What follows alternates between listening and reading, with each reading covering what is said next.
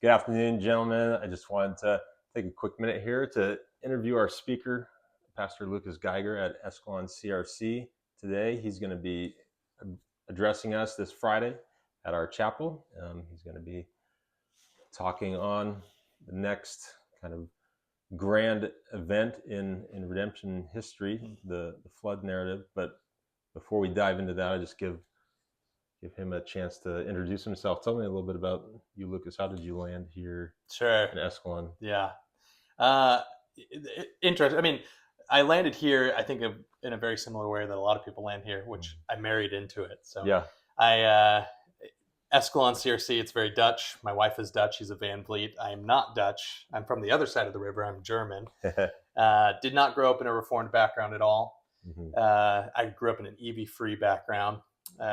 Met my wife at Bible college, and she wanted to live here, and I just wanted to get married. So Yeah. I was happy to come live here, and then Yeah. kind of the rest is history. Ended up coming to this church, Escalon CRC, for a few years before I went into pastoral ministry with a ministry called Village Missions. Yeah. We were with them for 4 years, and then this position came open, Mhm. and was hired on in 2022, June of 2022. So Yeah. been loving it ever since. So you're principally a youth pastor here, is that correct? Youth and young adults. Youth Yeah. and young adults. Mhm, Yeah, mhm. that's great. Yeah. And in the middle of some schooling as well. Yes. Yeah. I'm currently walking towards an MDiv with Reformed Theological Seminary. So. Awesome. Yeah. Awesome. So, right, as assigned to you and you've taken on, we're looking at the flood narrative. Yes. Right. Kind of a major moment in the history of redemption, but we're also kind of comparing that with the baptism of Christ in the New Testament.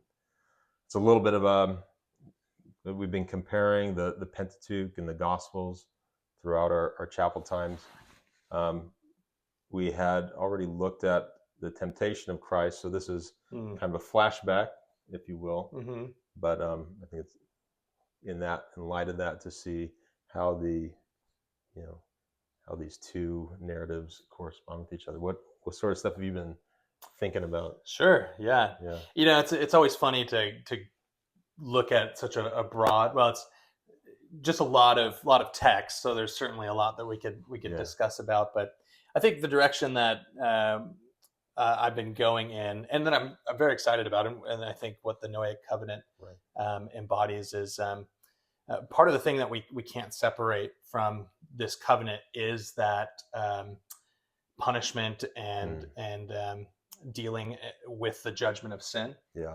Which of course really begins several chapters earlier with the fall of Adam and Eve, and you see this incredible picture where God he comes to find Adam and Eve, and they're hiding from him in the garden, and he calls to them, and they've hidden from him because of the shame of their nakedness.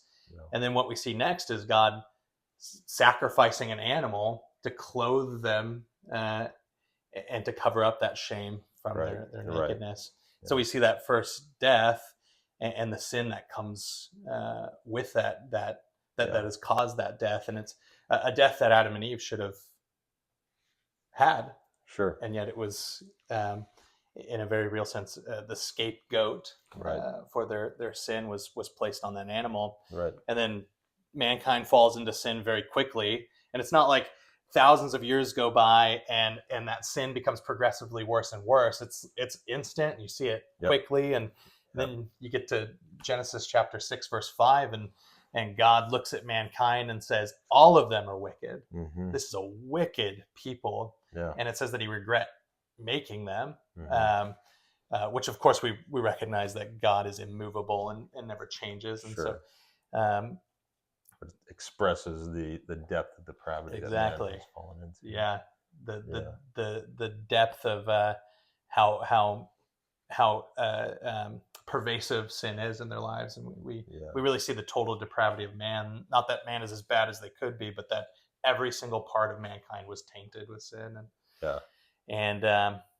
And so in the flood, we see the punishment that really Adam and Eve should have had Mm. be taken on mankind. Yeah. God judges mankind and says they are wicked through and through, and so he washes them, he purifies them with the waters of the flood Mm-hmm. in a very violent way, right? It's Yeah. in a very short amount of time, so much rain falls and so much water bursts from the deep that everyone is drowned. And yet we continue to see that promise of God that he fulfills from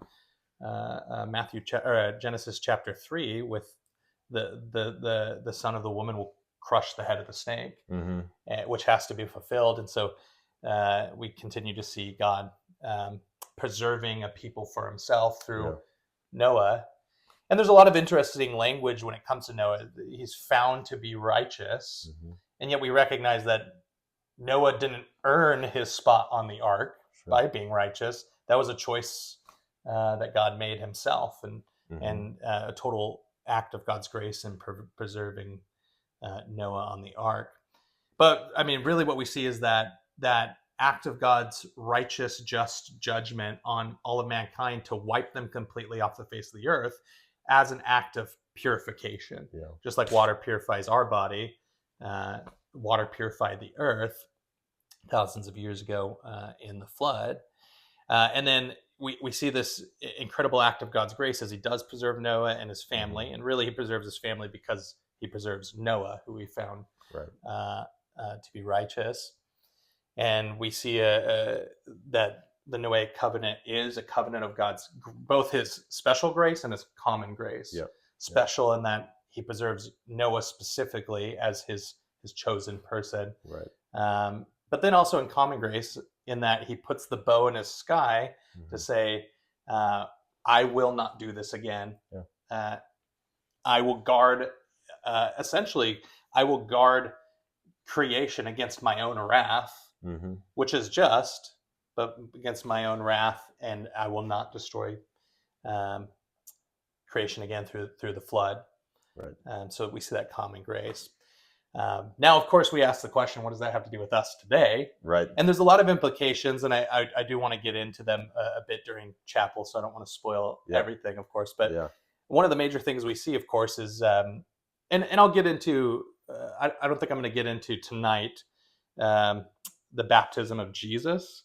We will get there during the chapel, but I guess the connection that I want to make tonight that is so important for us to see is, whereas God used a flood to purify the land of the whole world, a whole group of people are killed through the violence of the flood, and one person's preserved, one family's preserved.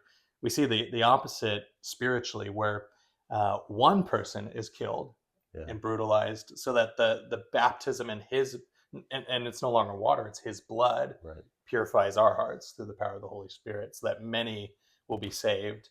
One died, many are saved, whereas all died and one was saved back then. And so we see that connection where Christ's blood is the ultimate baptism that we need. We need to be baptized in his blood through the baptism of the Holy Spirit, so that his blood will be sprinkled on the doorposts of our heart, and the judgment of God will overlook us. Yeah.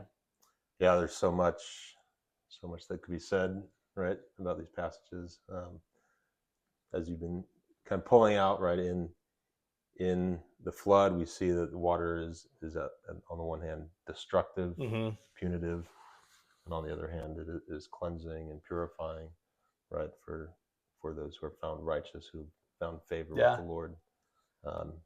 Question gets brought up oftentimes when we look at the baptism of Jesus is, why did Jesus need to be baptized? And I think you've been hinting at, we see that Jesus, as it were, takes our place, right? He's bearing that punitive, destructive element in himself, and being, in order that he might apply cleansing and purifying to us. But I'm excited to see what you're gonna what more you'll have to say, and I hope to see you guys there and hear what Pastor Lucas has to offer, and just enjoy our time of fellowship anyways. Looking forward to it. So we'll see you on Friday. Absolutely. And we'll see you guys on Friday morning, 6:45 a.m. Have a good one.